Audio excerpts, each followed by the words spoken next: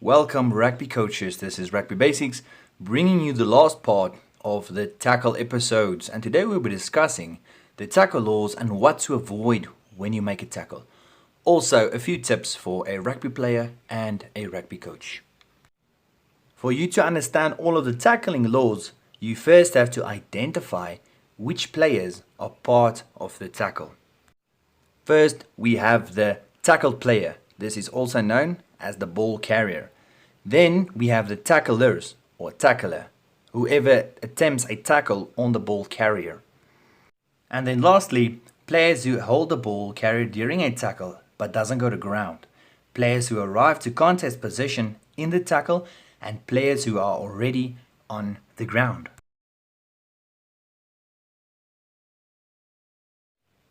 As a tackler, you also have responsibilities to take in account. So when you attempt a tackle and you both go to ground, you must immediately release the ball and the ball carrier. Failing to do this will result in a penalty and a turnover of ball possession. Secondly, when you tackle the ball carrier and you both go to ground, you must make sure you immediately roll away from the ball or the ball carrier, or you should get up.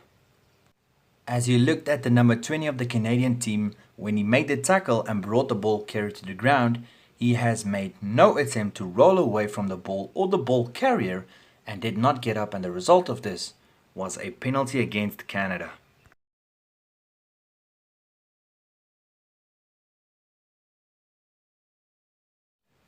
In this example, make sure to watch the number 13 of the Romanian team as he makes the tackle and goes to ground. He makes an effort to roll away and try to get up, but it still disrupts the play and a penalty was awarded for not rolling away quickly enough.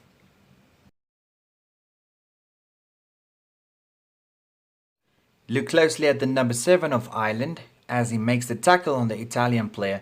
He did make an attempt to roll away, but it was not quick enough and it did disrupt the flow of the rugby game.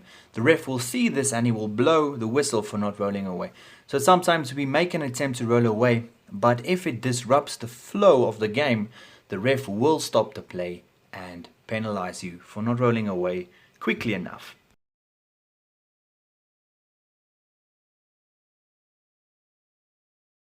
In this video, make sure to watch to look out for the number 13 of the Australian team.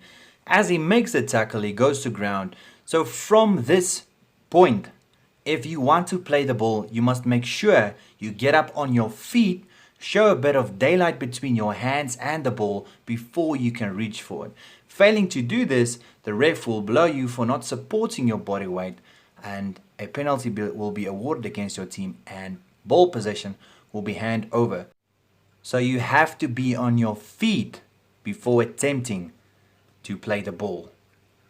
Although it might look like he's on his feet and when he is attempting to play the ball, he's not. He's using his hands to balance himself, and the referee will see this and blow his whistle and penalize you for not supporting your body weight. Also, a very similar video to the previous one. Look out for the fullback of the Japanese player as he makes a tackle right here.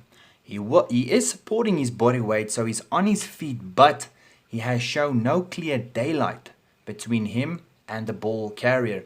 So you have to give the ball carrier a chance to place the ball. Failing to do so will result in a penalty and a turnover of ball possession. So you as the tackler player must make sure you are on your feet and then show clear daylight, putting your hands up slightly in the air before you reach out to play the ball or steal the ball.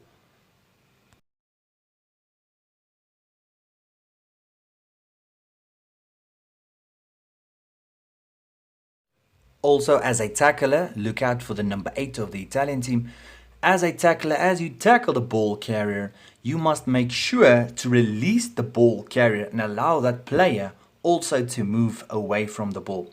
Failing to do this will result in another penalty.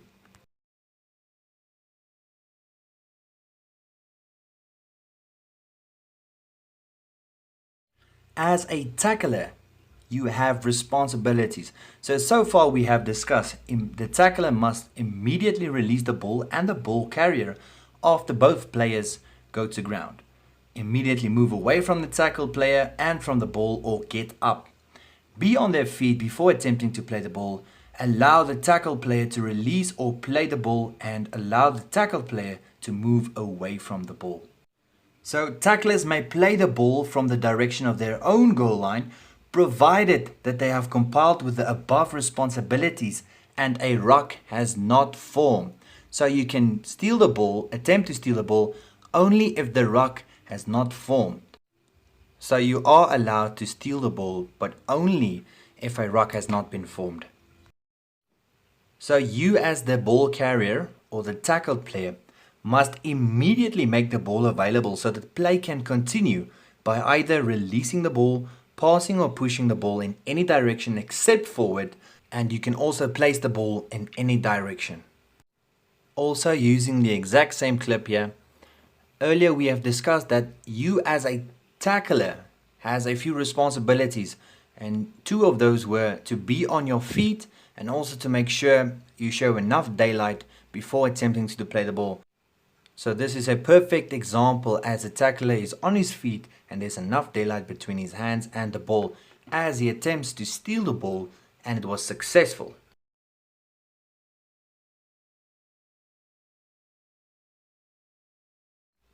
Another great example here showing you that when you abide the rugby laws that you will be awarded.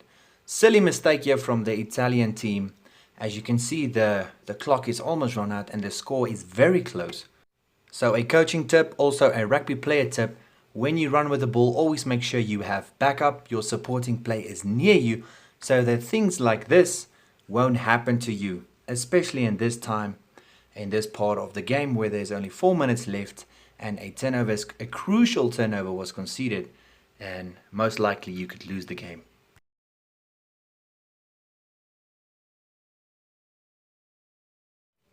Remember, you as the ball carrier or the tackle player, once you have been tackled and brought down to the ground, you must immediately move away from the ball or get up. Doing a second movement will result in a penalty for a double movement. That's too far. Okay, tackle's complete. You don't let go of the ball. Tackle is complete. Too far. Rolling too far. And then also the ball carrier, the tackle player, must immediately ensure that they do not lie on, over or near the ball to prevent opposition players from gaining possession of it. In other words, stealing the ball.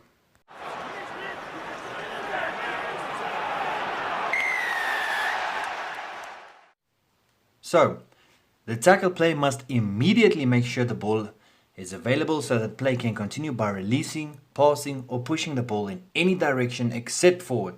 They also may place the ball in any direction. They may move away from the ball or get up, and they must immediately ensure that they do not lie on, over or near the ball to prevent opposition players from gaining possession of it. In other words, stealing the ball.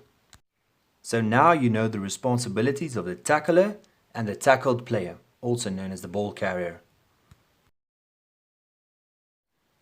So in this clip, pay close attention to the number 7 Wales player as a tackle was made. So the number 5 player was the primary tackler on the England player. The number 7 player was not the primary tackle, but he has touched the English player, which makes him a part of the tackle. This also means that all of the rugby tackling laws applies to him as well. So he must remain on his feet and release the ball and the ball carrier immediately as they go to ground before he can play the ball. One eye on the clock at all times. Penalty England, they have a chance. Look out for the number 2 of Ireland doing the exact same thing here, not releasing the ball carrier as they go down, and the result, a penalty. And yet again, with a close score like that, this really is a silly penalty to give away and unnecessary points for the opposition team. Come off! Clough. Clear release. You brought it to ground, you must clearly release.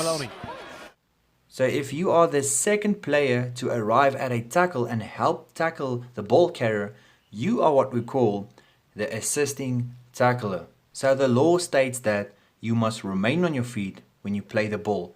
The Wales player has cleaned out or has attempted to clean out the Uruguayan players and successfully put them off their feet, so they are in a position where they are not supporting their own body weight and they are off their feet, and this will result in a penalty. Another example, look at the number 18 player of the New Zealand team as he tries to steal the ball, but the number 6 player of France cleans him out and puts him off his feet, which now means he has to release the ball because he's not supporting his body weight and he's not on his feet. Also, when you attempt a clean out, make sure you come from the direction of your own goal line. So the number 3 here of the Georgian player clearly enters from the side as the Namibian player dominates by attempting a steal and would have been successful if the Georgian player hasn't cleaned him out illegally.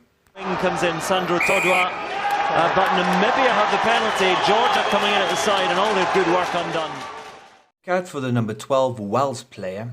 This player runs past the tackle and completely enters from the opposite side, which the end result was a penalty entering from the side.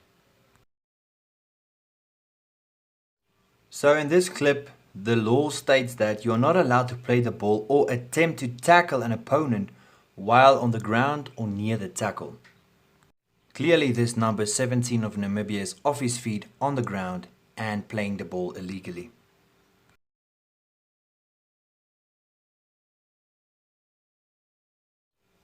Which also brings us to any player who gains possession of the ball must play it immediately by moving away or passing or kicking the ball. They must remain on their feet and not go to ground at or near the ruck unless tackled by an opposition. They may be tackled provided that the tackler does so from the direction of their own goal line. Otherwise, a penalty will be awarded. Also make sure that offside lines are created at a tackle when at least one player is on their feet and over the ball which is on the ground. Each team's offside lines run parallel to the goal line through the hitmost point of any player in the tackle or on their feet over the ball. And if that point is on behind the goal line, the offside line for that team is the goal line, which means there are no offside lines when you are in the goal line.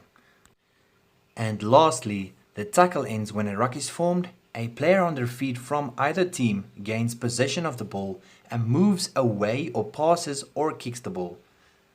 The ball leaves the tackle area or the ball is unplayable. If there is doubt about which player did not conform the law, the referee orders a scrum. The throw is taken by the team moving forward prior to the stoppage, or if no team was moving forward, by the attacking team.